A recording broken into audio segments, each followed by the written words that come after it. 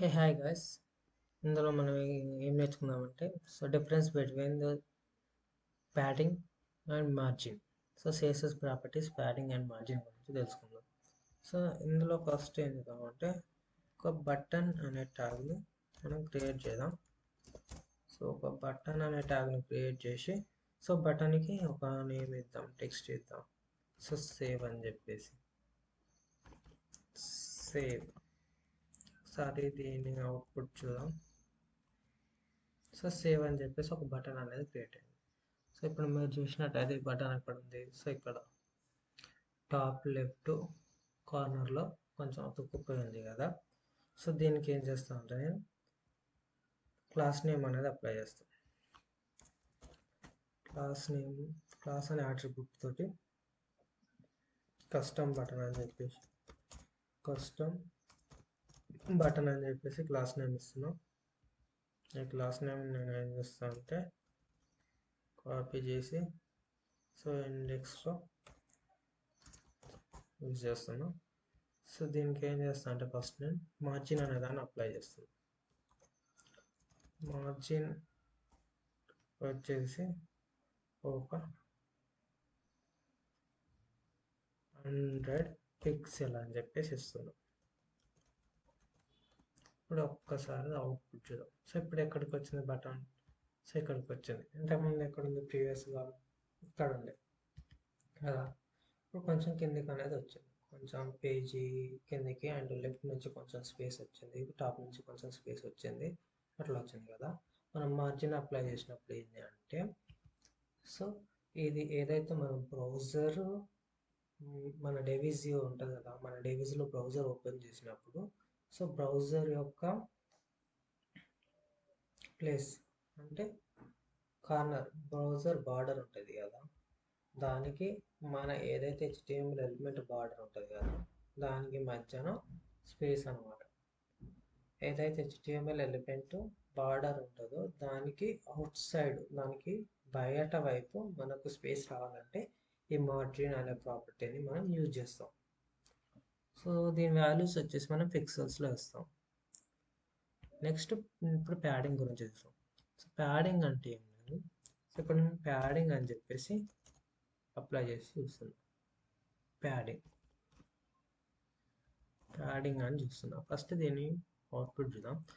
ఇక్కడ చూడండి, బాగా లోపల ఏదైతే బటన్ ఉందో ఈ బటన్ సేవ్ అనే టెక్స్ట్ ఉంది కదా, దీన్ని క్లియర్గా అబ్జర్వ్ చేయాలి. ఇప్పుడు కొంచెం 4 సైడ్స్ కొంచెం స్పేస్ అనేది ఉంది. నేను ఇప్పుడు ఇక్కడ ప్యాడింగ్ అనేది ఏం చేస్తున్నా అంటే 40 పిక్సెల్స్ అని చెప్పేసి ఇస్తున్నా. 40 పిక్సెల్ అని చెప్పేసి ఇస్తున్నా. సేవ్ చేస్తున్నా, ప్రోగ్రామ్ వస్తున్నా. ఇప్పుడు ఏమైంది?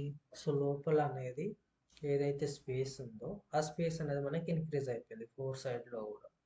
ఇక్కడ చూడండి, left side, top side, right and bottom 4 sides మనకు స్పేస్ అనేది వచ్చింది.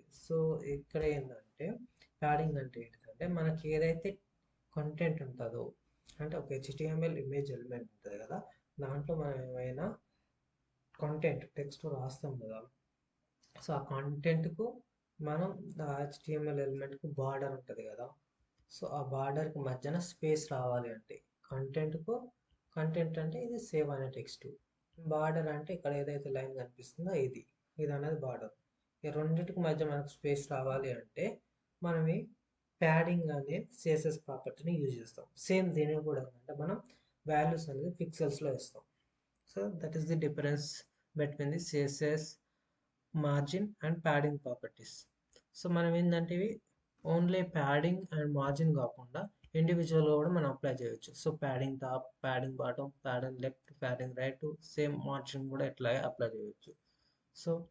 ఇంకా సింపుల్ అర్థం కావాలి అంటే దీంట్లోనే ఒక హెడ్డింగ్ అనే ట్యాగ్ని క్రియేట్ చేయాలి. హెడ్డింగ్ అనే ట్యాగ్ ఏం చేద్దామంటే మై స్టాటిక్ పేజ్ అని చెప్పేసి ఇస్తుంది. సేమ్ దీనికి ఏదైతే క్లాస్ నేమ్ ఉందో ఇదే క్లాస్ నేమ్ నేను ఇక్కడ అప్లై చేస్తాను. ఫస్ట్ ఏంటంటే క్లాస్ నేమ్ అప్లై చేయకుండా చూద్దాం. సో ఇట్లా వచ్చింది కదా, మనకు పేజ్ అనేది ఇట్లా వచ్చింది. సో ఇప్పుడు ఏం చేద్దామంటే దీనికి క్లాస్ నేమ్ ఏదైతుందో దాన్ని యాడ్ చేద్దాం. ఇప్పుడు ఏమైంది, కొంచెం టెక్స్ట్ అనేది ఇక్కడికి వచ్చింది సెంటర్లోకి, అండ్ మనకు ప్యాడింగ్ అనేది ఇక్కడ అర్థమవుతుంది, మార్జిన్ అనేది అర్థమవుతుంది, కానీ ప్యాడింగ్ అనేది మనకు అర్థం కావట్లేదు. సో ప్యాడింగ్ అనేది అర్థం కావట్లేదు అంటే నేను ఇక్కడ ఏం చేస్తాను అంటే ఇంకోటి, సో దీనికి బార్డర్ అని చెప్పేసి ఇస్తా. ఇక్కడ ఏదైతే మనకు ఉందో సిఎస్ఎస్లో దీనికి కొంచెం బార్డర్ అనే ప్రాపర్టీని ఇస్తా. బార్డర్ విడ్త్ అని చెప్పేసి ఇస్తా. బార్డర్ విడ్త్ వచ్చేసి ఒక 1 పిక్సెల్ అని చెప్పేసి ఇస్తా. ఇప్పుడు చూస్తే మనకి ఒకసారి సేవ్, దీన్ని కూడా సేవ్ చేద్దాం.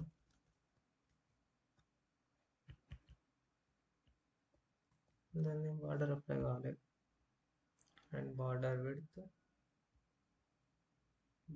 Width 1 pixel, and border style కూడా ఇవ్వాలి. సో బార్డర్ స్టైల్ వచ్చేసి సాలిడ్, బార్డర్ కలర్ వచ్చేసి బ్లాక్ అని ఇద్దాం. సో ఒకసారి సేవ్ చేసి చూద్దాం. ఇప్పుడు వచ్చింది కదా. ఇప్పుడు ఏంది, ఇప్పుడు ఏదైతే మనకి మార్జిన్ అవుట్ సైడ్ ఉందో మార్జిన్కు బయట వైపు, అండ్ ఏదైతే మనకు బ్రౌజర్ ఉందో బ్రౌజర్ విండో దానికి మధ్యన స్పేస్ కావాలంటే మార్జిన్ యూజ్ చేస్తాం. అండ్ ఈ మార్జిన్ లోపల సైడ్ అండ్ కంటెంట్కు మధ్యలో స్పేస్ కావాలంటే ప్యాడింగ్ యూజ్ చేస్తాం. ఇట్లా అనమాట, మనం ఏ ఎలిమెంట్కి అయినా సరే ఈ ప్యాడింగ్ మార్జిన్ అనేదాన్ని యూజ్ చేయొచ్చు. So thank you guys. So we will meet again in next session.